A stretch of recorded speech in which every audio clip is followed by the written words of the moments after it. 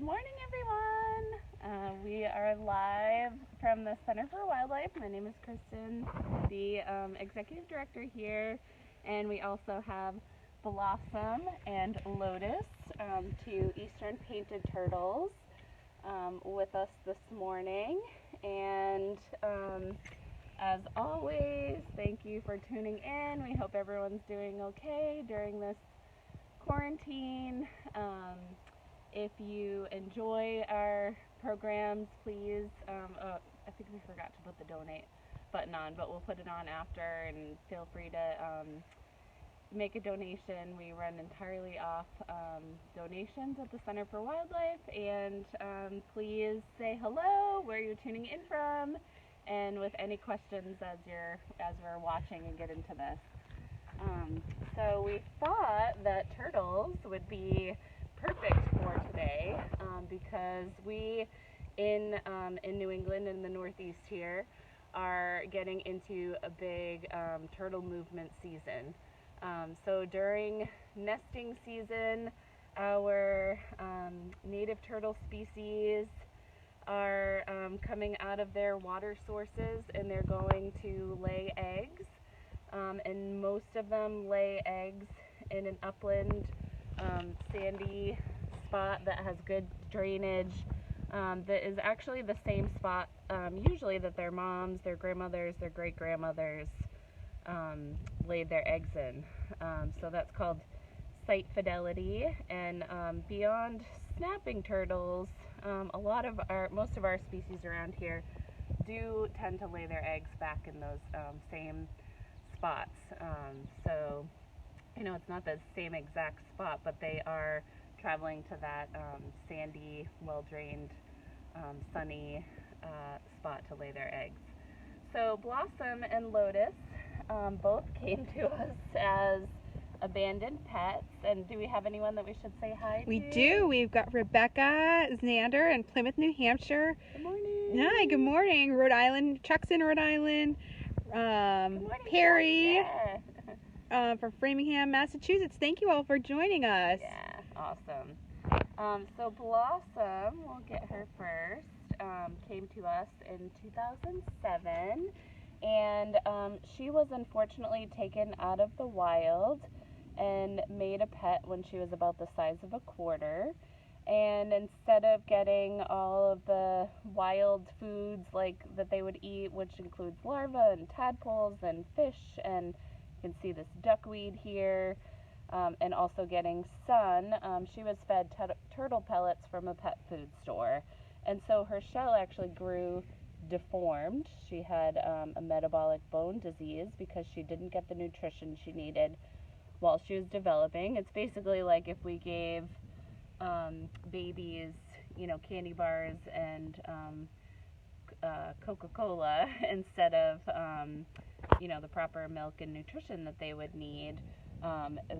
Things can get upset with their development. So unfortunately, she's tame. She's not afraid of predators. So in the wild, she would be vulnerable. And then she also, because her shell grew curved up like this, you can see in Lotus's, at least Lotus's grew correctly. It grew downward. She would be all of that flesh is completely exposed. So raccoons, even snapping turtles, other predators would be able to get her instead of her being able to swim. It also impacts her being able to swim fast, that kind of aerodynamic for her to be able to cut through the water streamlined. So that makes her more sluggish in the water. So that's why she lives with us.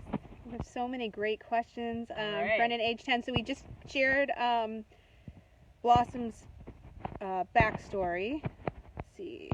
Hello, Blossom and Lotus. Hi, Heather. Chuck, I'm so glad you love this broadcast. We appreciate everybody here. And then Chuck wants to know, how large do they get? So Blossom actually is a good, pretty good size for a painted turtle. They can get a little bit larger. The females in our region, at least, tend to be a little bit larger than the males. So they're not a huge species. This is really pretty much as big as they get. We've also seen studies where the painted turtles in the northeast tend to be a little bit bigger than farther south, but the females are a little bit larger generally than the males because of how they carry their eggs. And this is something that's so important to understand. You know, turtles are sluggish. They look different from us. They've got a shell, which sometimes, you know, people get confused and think they can take it off, almost like a hermit crab. But so underneath this is the same exact organs and systems that humans have. So this is her backbone, her vertebrae down here. This is called the body cavity. So it's thick layers of skin. There's actually a sac that goes around it. And then underneath are all the same organs. She's got a heart, lungs, liver, kidneys, and she's got ovaries. And so the females actually carry their eggs right on the inside, right along this part of the shell. So they actually need a little more room than males do inside their bodies. So they do tend to be a little bit bigger. Awesome question. Great question. Kim Smith, hi. Hi, Kristen and Blossom and Lotus. It's a beautiful day. Good morning, Jason and Zoe. Perry had a great question. So you really know their gender? Yes. Yep. So males and females. On turtles, we can actually tell by the length of a quick glance. We can tell by the length of their fingernails. The males are actually quite a bit longer than the females in most individuals, and that's actually part of their mating ritual. The male actually strokes the female's face with his long fingernails. It's part of their courtship. And also, you know, males and females have different parts, and so for turtles and snakes, those are on the inside, but you can sex turtles just like you can any other species. So we're seeing cloaca there, which is where they go to the bathroom, and then inside there's a difference between males and females, just like in people. So we can determine that. And then so Lotus, just quickly her backstory. You see her shell is really bumpy. It's not smooth. She's very small. Her body is a bit bigger than her shell. And so Lotus was actually found by a real estate agent, and they were coming in to, it was either, I think it was a house, an apartment or a house, to look around to kind of get it ready for selling. And there was leftover furniture and a tank of black water. They didn't think anything was in it, and then they saw the water moving. And unfortunately, it was Lotus in there. So she had been abandoned and really poorly cared for. So, like I said before, turtles are quiet, they're slower moving, they don't put up a fight. So, unfortunately, that fate happens to this species more than many other species. And we just, if you love wild animals, you want them to stay out in the wild. You know, enjoy watching them bask on their rocks and eat wild foods and help them across the road, and we can talk about that in a second. But we see too many times this malformed shells, poor nutrition, abandoned pets. These guys can live 35 to 45 years old, so it's a big commitment. You know, if someone got a turtle at age 50, you know, they'd have to put it in their retirement plans. So they really do not make good pets. And if someone really wants or needs a turtle or a snake for a pet, we really encourage people to go through rescues. There's so many of these guys that are abandoned because people often don't know, you know, the lighting, the tank setup, the specialized food, changing out the water every day, every other day.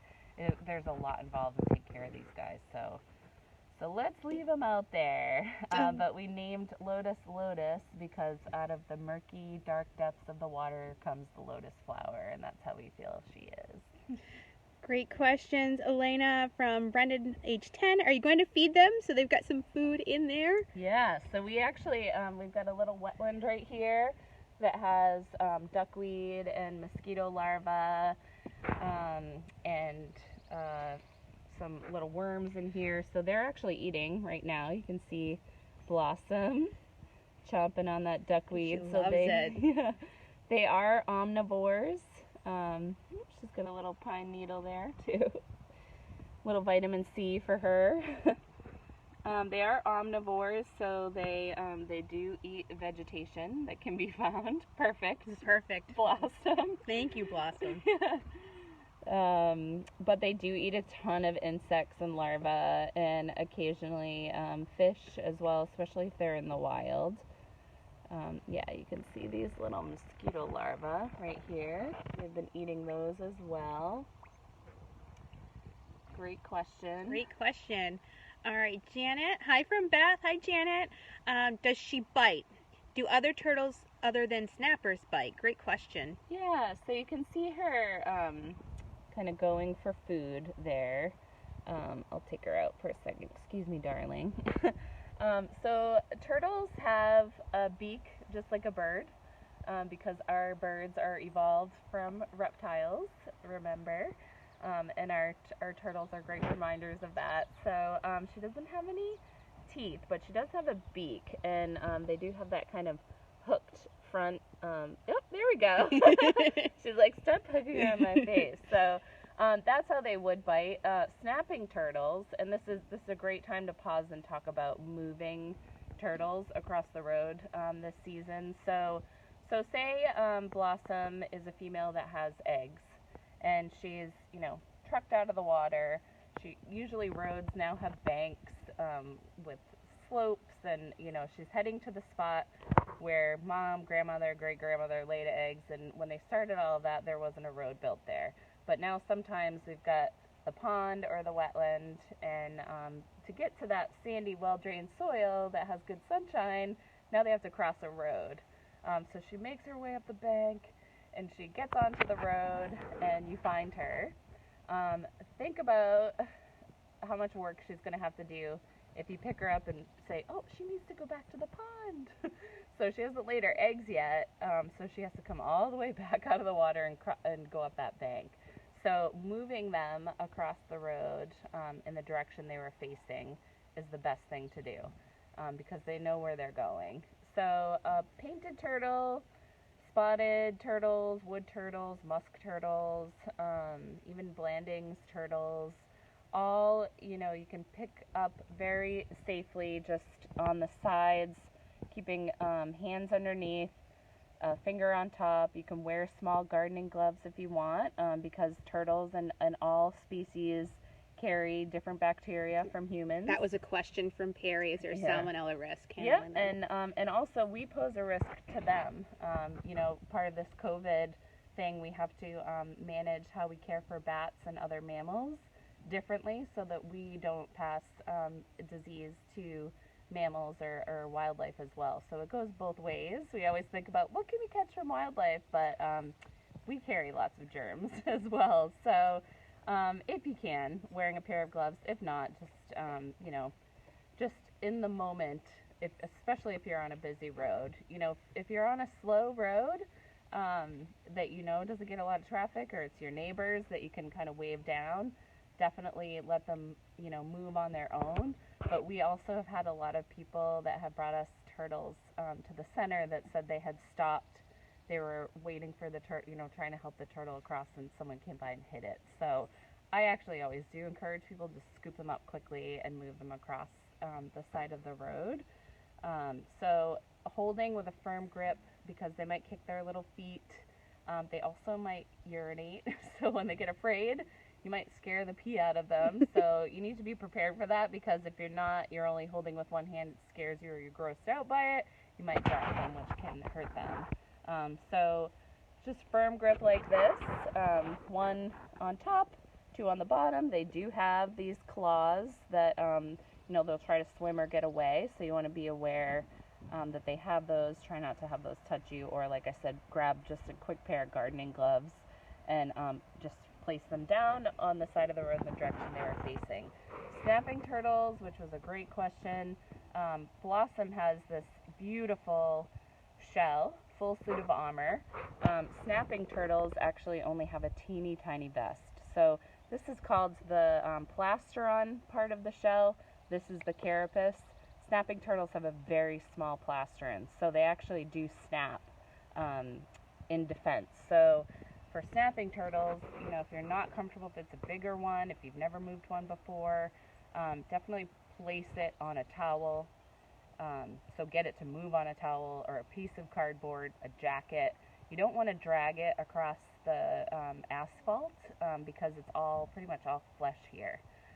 So you can cause road rash and infection if you're dragging a snapping turtle across. But if you put it on a blanket, a towel, sweatshirt, a piece of cardboard, get it to move onto that and then pull that across, that's a great way to do it.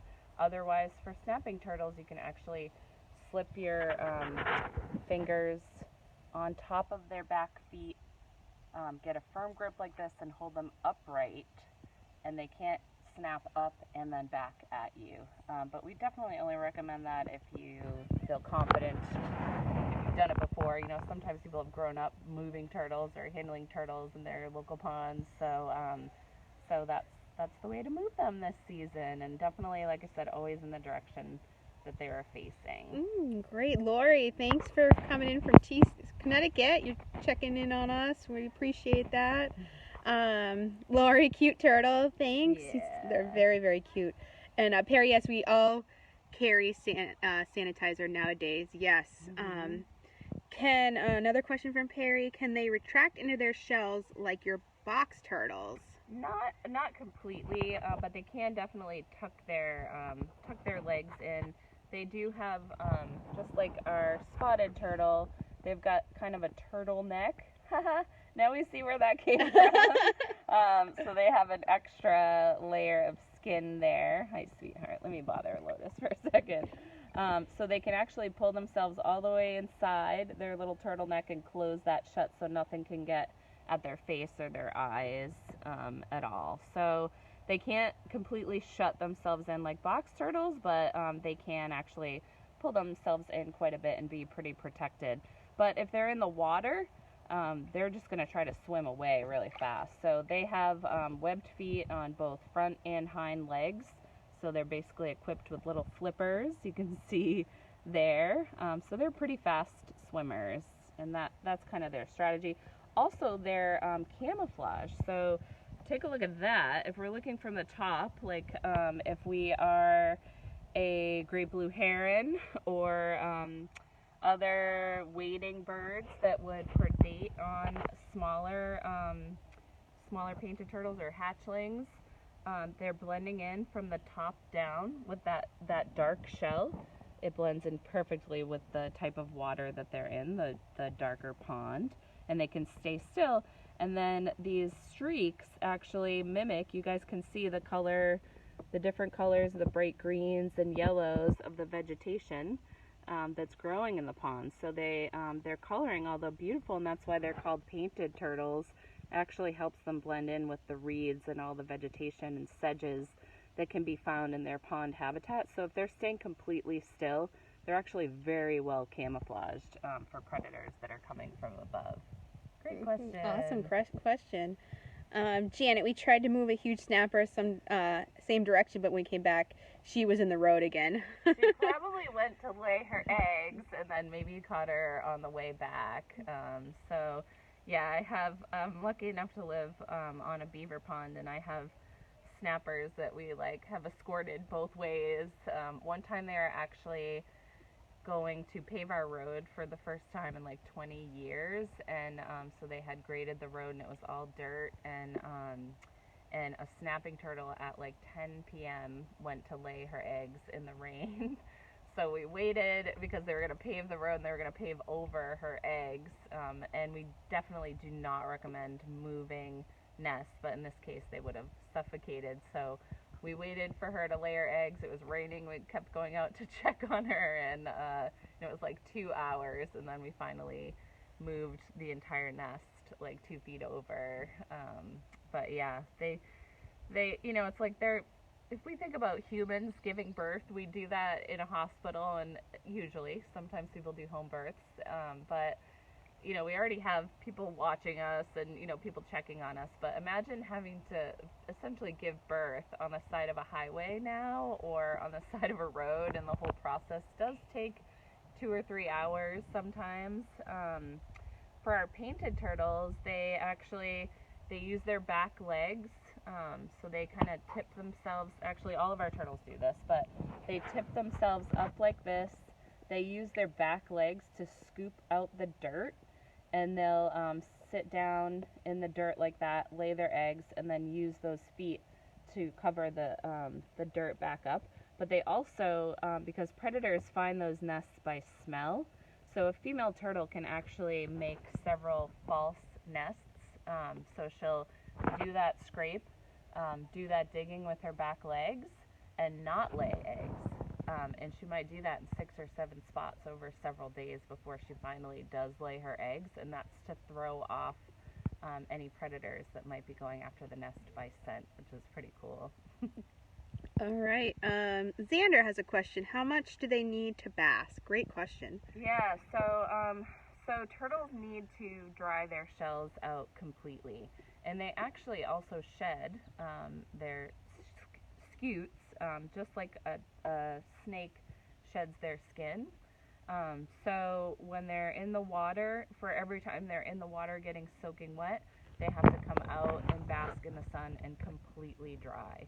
And so that drying and basking in the sun is, think about if we hang our laundry or sheets in the sun, that actually kills all bacteria, fungus, everything like that. So when they're basking in the sun, they're actually taking like an antibacterial bath, sunbathing, but they're also completely drying out their shells and their scutes, and that sun and warmth can help to trigger them shedding. So it's really cool when it happens, because it looks like the shell is just all one piece, but it's actually bone with many, many layers of keratin, which is protein, just like our fingernails. And so they need to bask in the sun, and then all these sections are called scutes, and the top layer will actually lift up on every single scute, and they'll shed all their scutes. I've actually found a lot of scutes in the wild, and that's how you know you've got some good healthy painted turtle habitat. So they do have to bask every single day at least, to get rid of all that.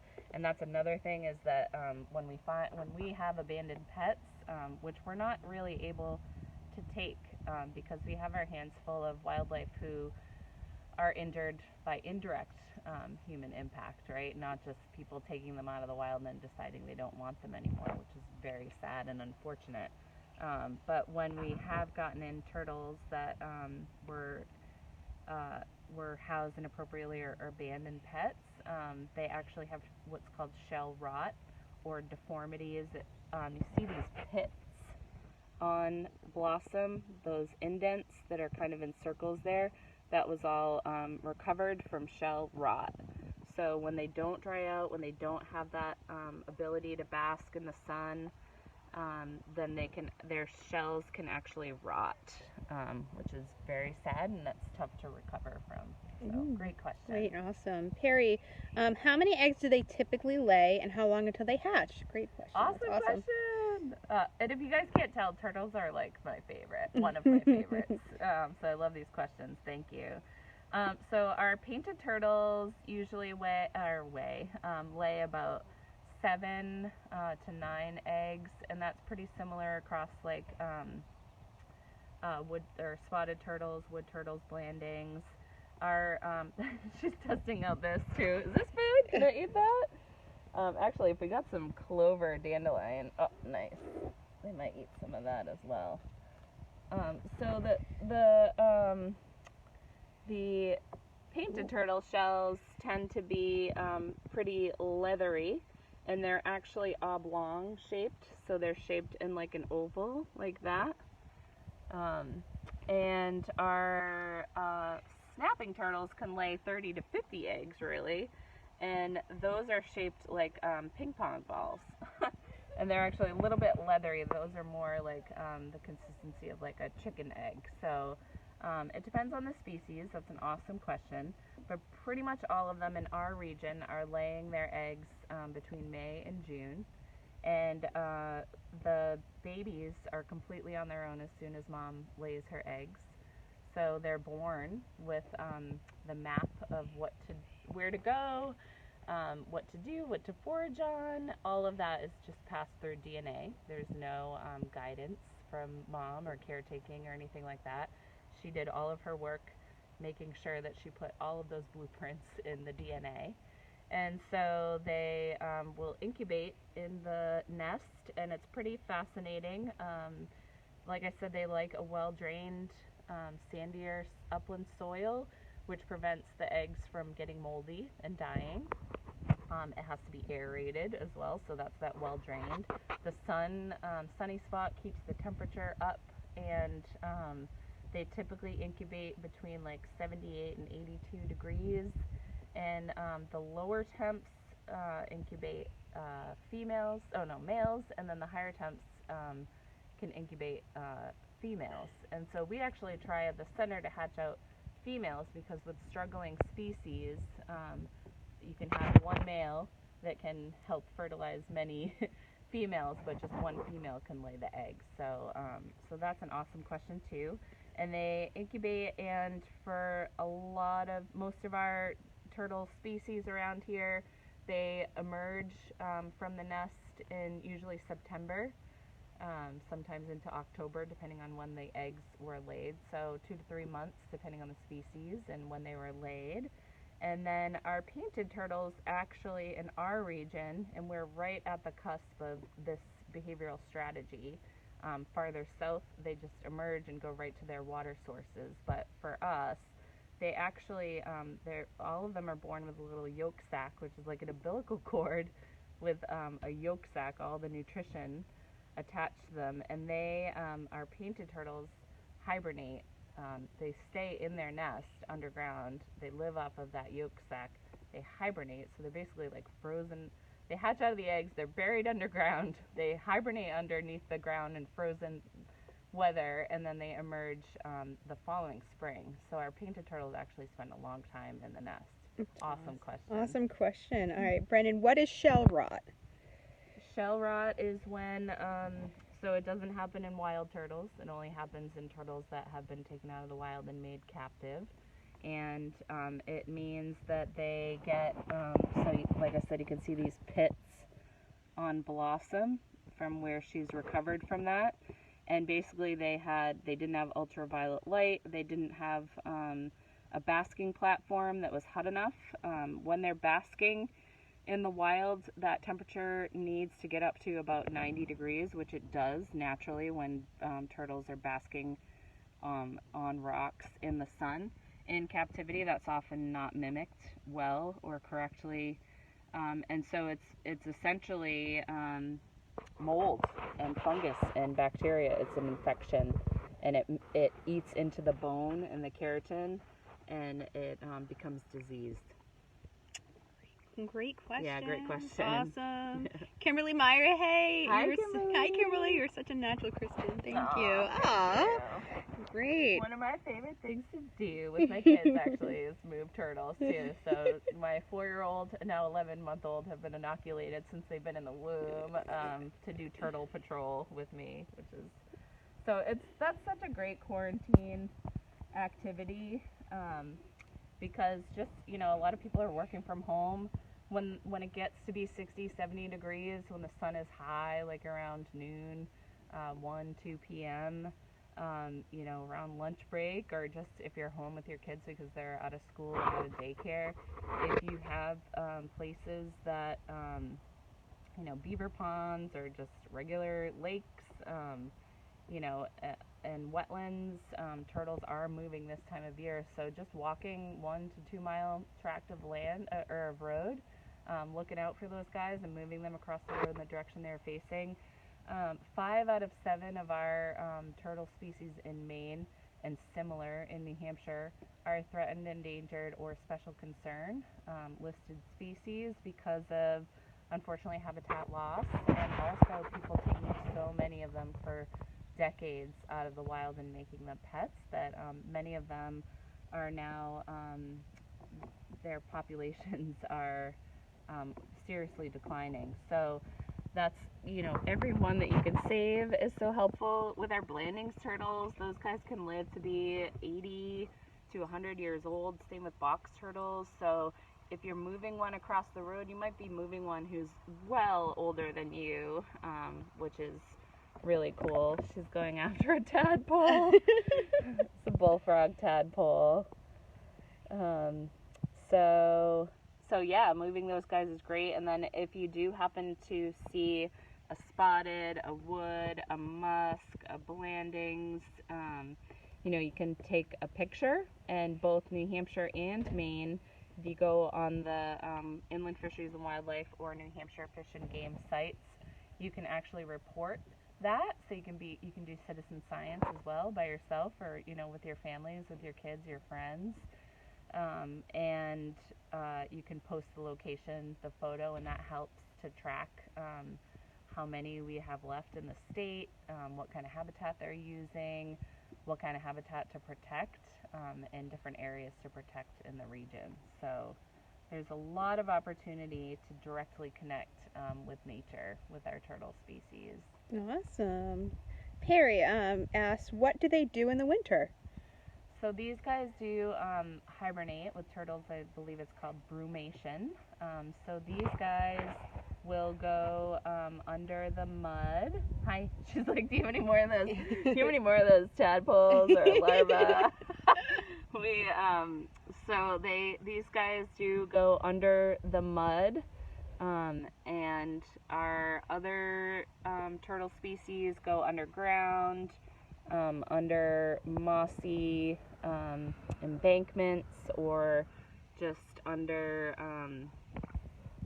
the ground, like I said. So they do their form of hibernation. They slow everything down, their cardiovascular systems, their metabolism, and they hibernate. So they are not active during the winter. Great question. And so it's like we have about 3 seasons of big movements of turtles in the Northeast. So one is them emerging from hibernation and going to their water source if they're not a strictly aquatic species, the nesting season, and then again in the fall when they're heading to their hibernating spots. Awesome questions. Oh, love it. Love it. Any other questions, please type them in the chat. We'd love to answer them. These guys are having a blast. They are having so much fun. So at the center, our guys don't hibernate. They are here year-round, active year-round, and they live inside during the colder months in the winter. But they do have an outdoor enclosure spring, summer, or fall. And we are, this has been difficult. We love these morning meetings and the virtual connection that we've had. This is our busiest season. So typically we can be caring for up to 300 patients at one time. We can admit, the other day we admitted 18 new patients. Sometimes it can be 30. So we are in the middle of a capital campaign. She just ate a snail. A wetland snail species. That's pretty cool. That was all just in the water that we scooped out of here. So they love eating natural foods as they can. Actually that might be a fairy shrimp. I'm not sure.